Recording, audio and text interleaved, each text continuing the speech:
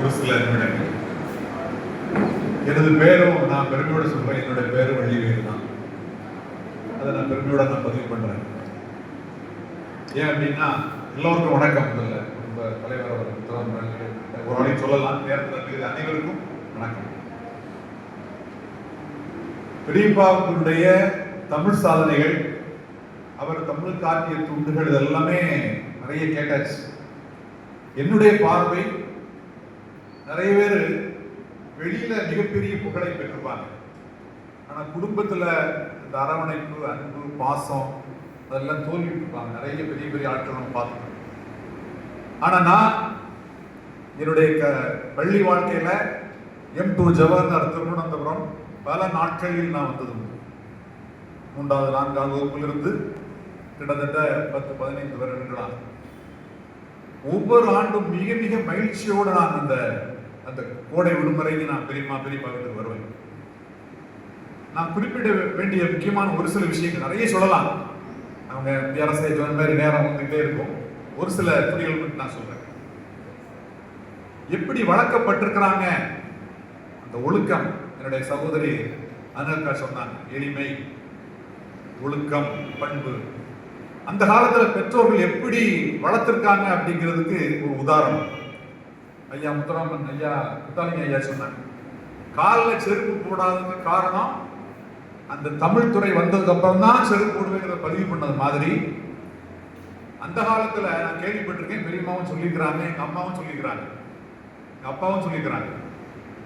அவங்க MA தமிழ் படிச்சு முடிச்சுட்டு அடப்பா பல்கலை முடிச்சுட்டு ஆறுவாயமணியில இன்னைக்கும் அந்த வீடு அண்ணன் தம்பிக்கு பொருந்தும். ஆனா பெரியப்பா அவர்கள் என்னுடைய அப்பாவிடம், நான் திருவனந்தத்திலே செட்டில் ஆகிறேன், நீ இந்த வீடை எடுத்துக்கான்னு சொல்லி அந்த காலத்திலே நினைச்சு பாருங்க, எந்த விதமான பிரதிபலனும் எதிர்பாராம அந்த குடும்ப வீடு இன்னமும் நான் வச்சிருக்கிறேன். நான் 4 வசித்தாங்க. அந்த வீட்டுல மாடியில பெரியப்பா வந்து MA முடிச்சுட்டு மேல இருந்துட்டாங்களாம். என்ன விஷயம்னா மீச வச்சிருக்கிறாங்க. அப்போ பெரியப்பாவுடைய அப்பா வள்ளிவேலு பிள்ளை தமிழ் பண்டிட்டு, எப்படி அவரால் பயிற்றுவிக்கப்பட்ட பெரியப்பாவால் பயிற்றுவிக்கப்பட்ட மாணவர்கள் அவர் புகழை பாடுகிறார்களோ, அதை போன்று எங்களது தாத்தா வள்ளிவேலு பிள்ளை அவர்கள் பயிற்றுவித்த மிகப்பெரிய மாணவர்கள் இதே மாதிரி 80 வயசு 85 வயசு இன்னும் பெரியவர்கள் இருக்கிறாங்க. நான் ஊருக்கு போகும்போது அவர்கள் மிக பெருமையுடன் சொல்வாங்க, வள்ளிவேலு பிள்ளை தமிழ் கேட்டுக்கொண்டே இருக்கலாம். அவர் நடந்து போனால் ஒரு தமிழ் ஆசிரியராக அப்படி வாழ்ந்தவர்களுடைய அந்த அடிச்சுவடு தான், அந்த காற்று தான் அவர் இவ்வளவு பெரிய தமிழ் அறிஞராக மாற்றி இருக்கிறது என்பதை நான் பதிவு செய்ய விரும்புகிறேன்.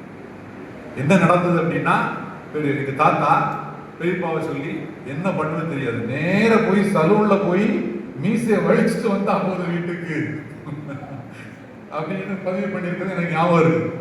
இதுக்கு எதுக்கு பதிவு, நகைச்சுவாயை சொன்னால் எதுக்கு பதிவு பண்ணுறேன் அப்படின்னா, அக்கா சொன்னது மாதிரி அந்த எளிமை, பண்பு, ஒழுக்கத்துக்கு ஒரு எடுத்துக்காட்டு.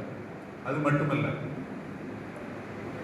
நாம வீட்டுக்கு போகும்போது M2 ஜவஹர்லால் சின்ன பிள்ளையில போகிறப்ப திரு மோகன் மாமா, திரு முரளி மாமா, திரு கண்ணன் மாமா, அந்த திரு குமார் மாமா எல்லாம் அப்படி எனக்கு நினைவுகள் அப்படியே அந்த எளிமை, அந்த இளமை காலங்கள் அப்படி பசுமையா இருக்குது. நினைச்சு பார்க்கவே முடியல. ஒரு வீட்டுல ஒரு மகன் மகா குடும்பங்கள் வந்தாலே வீடெல்லாம் கங்கோலிக்கும். அதுக்கப்புறம் அது வித்தியாசமா பார்க்கப்படுகிறது. உறவினர்கள் என்பது உறவுகள் என்பது தன்னுடைய மகன் மகளை தள்ளி அடுத்த கட்டம் செல்லவில்லை தற்போது. ஆனால் அன்றைய காலத்தில் 5 மைத்துனர்கள், 3 சகோதரிகள், பெரியம்மாவுடைய சகோதரிகள், அனைவரும் ஒரு வீட்டுக்குள்ள. திரு கண்ணன் மாமா, நான் சின்ன பிள்ளைய மாடிப்படு மாதுன்னு ஒரு படம் வந்து நாகேஷ் படத்தில் ஞாபகம். அந்த M2 ஜவஹர்லால்ல அந்த ஏணிப்பிடி அடியில கண்ணமாமன் படிச்சுட்டு இருப்பாங்க. அந்த இடம் புது இடம், ஒவ்வொரு ஆளுக்கும் ஒரு இடம். இன்னைக்கு ஒரு பதிவு பண்ணாங்க. எப்படி அப்படின்னா, என்னுடைய குடும்ப வாழ்க்கையிலேயே அப்படிதான். எங்க அப்பாவுடைய ஹெல்த் விஷயங்கள் வெளியிட்டது, எங்க அம்மாவுடைய உடம்பு நிலைகளா இருக்கும், ஆபரேஷன் அவங்க வீட்டில் வச்சு பண்ணி பெரியப்பா காப்பாற்ற விஷயங்கள், என்னுடைய அம்மாவுடைய தங்கச்சி அவங்களே பார்த்த விஷயங்கள், என்னுடைய மனைவிக்கு உடல்ல சில பிரச்சனைகள் வந்தப்ப 89 அவங்க ஹாஸ்பிட்டல் இருந்து டெய்லி சாப்பாடு எடுத்துட்டு கொண்டு போய் என்னுடைய மனைவி ஹாஸ்பிட்டல் கொண்டு போனது. இதெல்லாம் நினைச்சு பார்க்கவே முடியும். இப்படி ஒரு வாழ்க்கை. அதுமாதிரி கண்ணமாமா அந்த சொன்ன பதிவோட நான் விடுறேன். எப்படின்னா சொன்னாங்க, எனக்கு ஒண்ணுமே தெரியாது. கண்ணமாமா பதிவு பண்ண அவருடைய மைத்திரன் பதிவு பண்ணது, நான் கல்லூரி பள்ளி படிப்பு முடிச்ச உடனே என்ன பண்ணது, பிஎஸ்சி படிக்கவா, ஒண்ணுமே எனக்கு தெரியாது. பெரியப்பா என்ன செய்வாங்களா, அந்த காலத்துல ஜெராக்ஸ் ஒன்றும் கிடையாது. 10th முடிச்ச உடனே அந்த மார்க்ஸை அப்ளிகேஷனை டைப் பண்ணி கெசட் ஆபீசர் பெரியப்பா கையெழுத்து போட்டு கண்ணமாமட்ட உதாரணம் நிறைய இருக்கும். உங்களுக்கு பழனிமாமட்ட கேட்டால் ஒவ்வொரு ஆளுக்கு ஒரு கதைகள் இருக்கும். கையெழுத்து போட்டு இன்ஜினியரிங் காலேஜ் கிடைச்ச அதில் சேரு, இல்லைன்னா பிஎஸ்சி சேரு அப்படின்னாங்க. இன்ஜினியரிங் கல்வி அன்னைக்கு கிடைச்சது. இன்னைக்கு நான் நல்ல மகிழ்ச்சியோட வாழ்ந்துட்டு இருக்கேன். அதுக்கு காரணம் பெரியப்பாங்கிறத அவங்க பதிவு பண்ணாங்க. எதுக்கு பதிவு பண்ணுறது, என்ன விஷயம் அப்படின்னா, நம்ம நிறைய பேர் என்ன நினைக்கிறோம், நான், என்னுடைய மனைவி, என்னுடைய மகன், மகள், இப்ப அந்த கூறி அந்த குடும்ப நட்பு உறவு அன்புங்கிறது மிக மிக கூறிய காலத்திலே அன்றைக்கு 5 மைத்துக்களை வளர்த்து இன்று கலந்து கொண்டு குடும்பத்தோடு கலந்து கொண்டு வாசத்தோடு இருந்த காரணம் பெரியப்பா என்பதில் அதை நீங்கள் பெருமைப்படுத்துவதில் நான் மகிழ்ச்சியுடன் நேருக்கு தரவேதி முடித்துக் கொள்கிறேன். நன்றி, வணக்கம். பெரியப்பாவுக்கு எனது ஆழ்ந்த